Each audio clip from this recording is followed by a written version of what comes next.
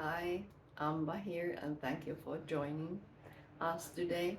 I'm gonna read a little story from this book, Drops of Nectar Teachings of H. Puja Swami Sivananda Saraswati Ji. So, in yogic tradition, there's a lot of these little tales and stories that um,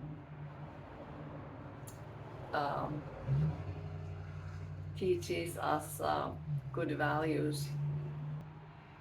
Well, let's say, like Bible talks about the deadly sins.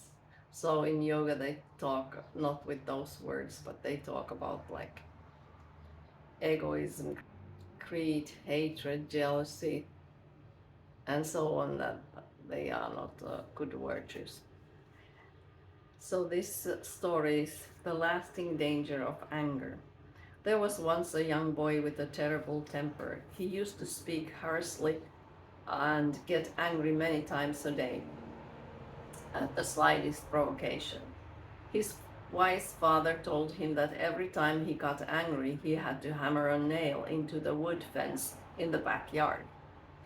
The first day, the boy hammered 45 nails into the fence. Practically his entire day was spent in the backyard. The next day, with his arms sore for hammering, he tried to get angry less. He hammered only 25 nails into the fence the second day. By the end of a week, the boy proudly went to his dad and told him that he had not gotten angry at all that day. So the boy's father told him that now he could start removing the nails from the fence. There were two ways that nails could be removed.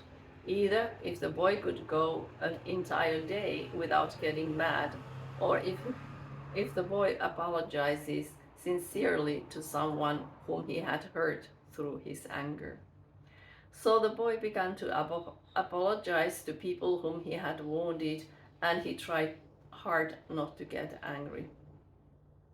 Slowly the nails began to get pulled out of the fence. One day the boy proudly went to his dad and told him that all the nails were out of the fence. He told his dad that his anger was a thing of the past.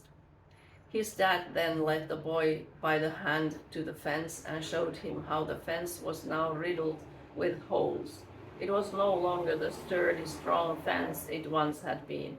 It was now weakened and damaged.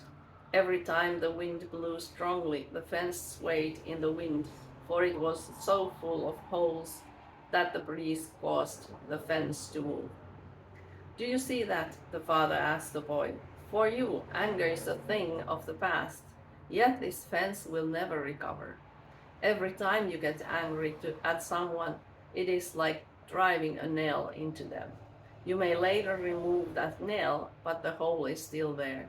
The effect of your anger cannot be removed. So it is easy to get angry, easy to yell, easy to hit those we love. We assure our own conscience by saying, he made me mad, or she made me hit her. But whose hand is it really that hits? Whose mouth is it really that speaks harsh words? We think it's not a big deal. I said sorry. Or we say, oh, but that was yesterday. Today I've been nice. For us, it may be that easy, but remember, the fence is still sitting there with a hole in it, even though you have moved on. If you hammer enough nails into someone, eventually they will be forever weakened, forever damaged. You can stab someone with a knife and then pull out the knife, but the blood will continue to pour. Sorry does not stop the blood of wounds. It may pave the way to recovery, but the wound is still there. The goal in life should be to be like water. A stone falls in and only causes a ripple for a moment. The hole in the water caused even by a large boulder does not last for more than a few seconds. When we get hit verbally, physically, or emotionally, we should be like the water. We should be able to just let the ripples flow and Within a few moments, it should look as though nothing happened. However, unfortunately, it is very difficult to be like the ocean. Very few people in the world are able to accomplish this task, for it is a task of great sadhana and vairagya. Vairagya means non-attachment, and sadhana is the spiritual practice.